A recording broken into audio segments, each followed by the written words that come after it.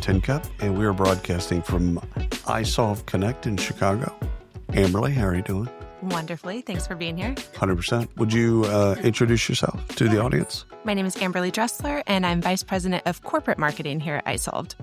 And how long have you been with isolved? 5 years coming up in a few months. Are these dog years? Like, is it times 7 or anything like that? Nope, a legit 5 years. 5 years.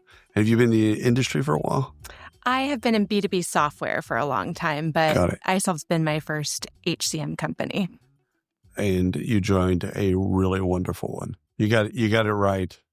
A lot of people are jealous. They're going to be jealous when they're listening to this because you hit the right one.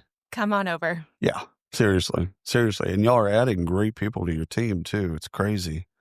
All right. So you recently wrote a book, co-authored a book, right?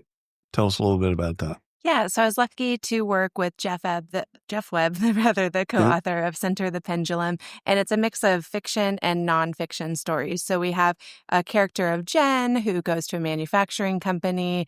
There's a lot of issues there that she needs to solve as the HR director, and then it weaves in real isolved customer stories. By names. Absolutely. Yeah, that's what I found the most fascinating is it's like real people. Like you can look them up. These are real companies, real products, real people. And you were talking about a conundrum or a problem that they have and how they overachieved it or overcame it. Yeah, absolutely. It's not a retailer in the Northeast, right? It's right. Hames Corporation in Sitka, Alaska. Yeah, I like that. I first of all, they're believable when they are kind of anonymized. So I don't have a problem like with that. But it's, I don't know, something sets more with me when it's like I can look up Rita. I can see that, this is a real person on LinkedIn or whatever. So I love that. When you wrote the book, you and Jeff, what was surprising about writing the book? Yeah, I would say the surprising part was just how similar the stories are. So we spent a few years on the road as part of the isolved roadshow circuit, and we spoke to customers in city after city, and the stories were just very similar. Right. So then when we wrote the fictional characters, they very much followed the real world characters, right? So just how the similarities followed was surprising to us. So for example, they're often, struggling with balancing that pendulum, right? So between the employer needs and then the employee expectations and how HR benefits and payroll professionals are having to be the stabilizing force there. So there was just a central theme. We saw city after city, customer after customer. You know what's funny about that is you can almost break that down into the clusters and build a nomenclature around that. It's like, you have change. Like, there's some things up here and it just kind of drips down into change. Okay, so how do you solve the algebra of change? And I think a lot of people, whether or not they would admit it publicly or not, have difficulty with their employees in change. Either the perception that their employees can consume it faster or the opposite, that their employees will hate change. And we can't change because it's going to be too disruptive. It's like, change is going to happen with you or without you. You may as well get on board. Yeah, absolutely. We've been talking to our customers a lot, like even on the panel yesterday about that change management, because at some point you do have to rip the Band-Aid off, right? Because it's not going to, whatever's in your way now is going to continue being in your way, and you won't be able to move on to the next thing that's in your way. It's just like your body, in some ways, like you get something happens, your wrist or something kind of hurts. And it's like, years ago, people would have just said, yeah, just kind of walk it off, whatever, put some dirt on it, whatever. And it's like, no, that actually is not going to get better. You actually have to figure out a treatment or a plan or a doctor or whatever. You've got to go fix that. Absolutely. I think you talked to Melanie over at Kendall Hunt Publishing today, and her story is similar to that in that, they were using paper time cards. Right. The employee had to enter it by hand. Then it got to be, entered in by hand by someone else. And of course, that caused a lot of different errors. And had she not made that step and made that change, which of course, she likely received pushback and the fact that, well, this is the way we've always done it and so on and so forth. Had she not made that change then, she wouldn't have been able to then now lead a benefits transformation project that she's doing. So one good change leads to another. And I know with isolved, for example, we're a high growth, high change company, right? And we try to teach our employees like the change set mindset to be able to like embrace it, realize it's an opportunity. And so it's brave for the customers to make those changes, especially when they get pushback. So you just got to do what's in front of you, right? That's going to make the most impact now, and then move on to the next thing. 100%. And learn.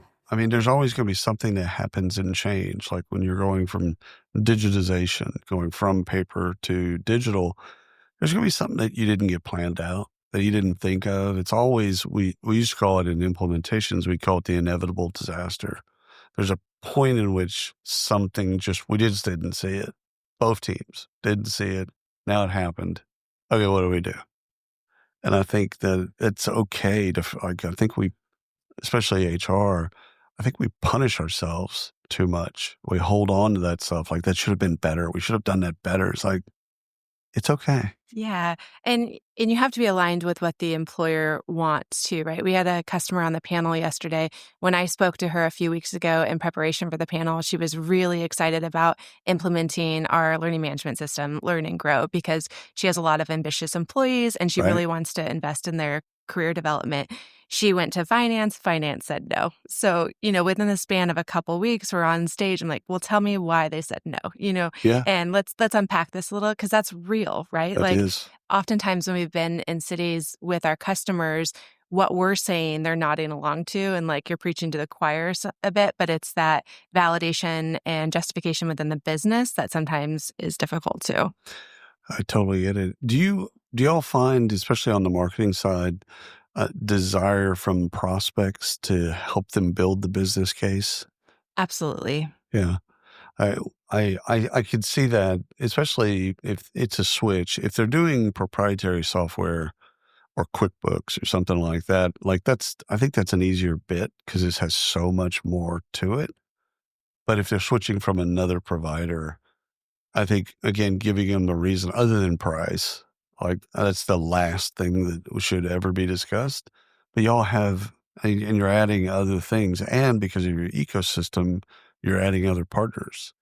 So again, I love that because it especially the deep integrations, you can just go and solve the problem. Like we talked about tax credits or Legal Shield yesterday, and it's like you can just go and it's there. You can just solve it, and it's already in the application. One of your customers was telling me this morning about 401k, and it's like I used to have to send out these paper checks, and they get lost in the mail, and all this stuff, and now it's just a button. And so I run payroll and I hit a button and she's just like, everyone won. The vendor wins, check. But like the customer, their employee won, I won. I don't have to go through all that madness anymore. So I can see that.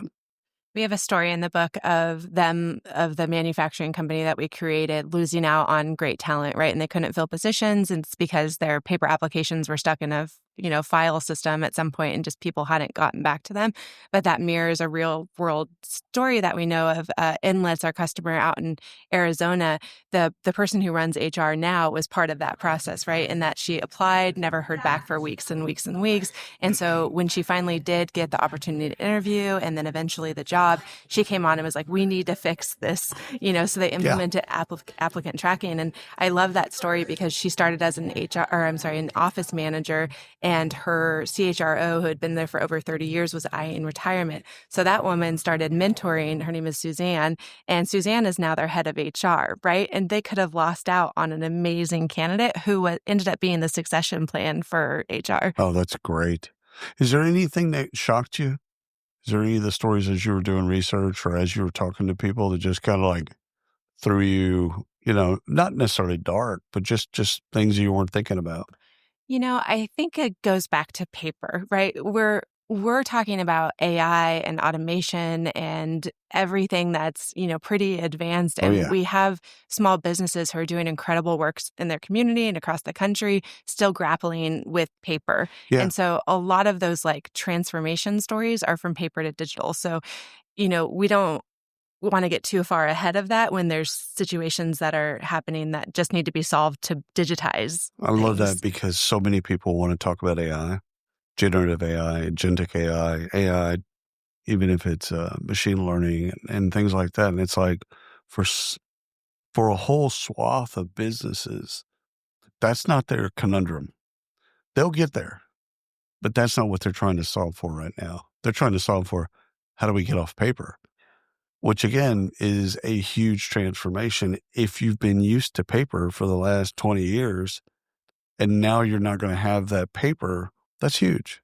Yeah, we have a customer, Jaylene Owen, the one in Sitka, Alaska. I know you know the story well.